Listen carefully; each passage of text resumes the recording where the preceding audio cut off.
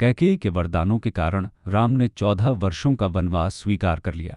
अपने पिता राजा दशरथ और माता कौशल्या को प्रणाम कर राम ने वन जाने का निर्णय लिया। उनके साथ सीता और लक्ष्मण भी वन जाने के लिए तैयार हो गए।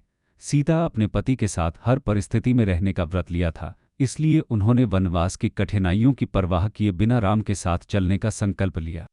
लक्ष्मण, जो अपने भाई राम के प्रति अपार प्रेम और निष्ठा रखते थे, उन्होंने भी राम की सेवा में वनवास पर जाने का निश्चय किया। जब राम, सीता और लक्ष्मण अयोध्या से वनवास के लिए निकलने लगे तो पूरे नगर में शोक और दुख का वातावरण व्याप्त हो गया। नगरवासी और राजमहल के सभी लोग इस निर्णय से अत्यंत दुखी थे। नगर के नागरिक राम को रोकने का प्रयास कर रहे थे, लेकिन राम ने अपने धर्म और पितृ आज्ञा को सर्वोपरि मानते हुए सभी को शांत किया। विदाई के समय माता कौशल्या, सुमित्रा और अन्य परिजन भी अत्यंत दुखी हो गए। राम, सीता और लक्ष्मण पैदल ही अयोध्या से वन की ओर चल पड़े। रास्ते में सरयू नदी के तट पर उन्होंने विश्राम किया।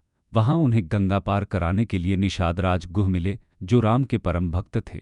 निषादराज गुह ने राम और उनके परिवार का स्वागत किया और उनके रहने की व्यवस्था की। उन्होंने राम को समझाने का प्रयास किया कि वे वन न जाएं, लेकिन राम ने अपने संकल्प से पीछे न हटते हुए वनवास की यात्रा जारी रखी।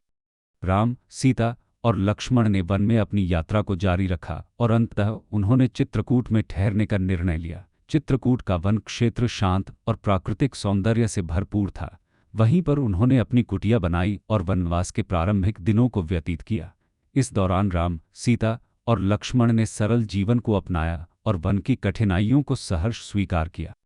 इस प्रकार राम, सीता और लक्ष्मण ने अपने 14 वर्षों के वनवास की यात्रा शुरू की, जहां उनका सामना आने वाले समय में कई चुनौतियों से होना था। वनवास के इस प्रारंभिक चरण में उनके समर्पण, त्याग और धर्म पालन की महिमा की शुरुआत हुई, जो आगे चलकर एक महान कथा का हिस्सा बनी।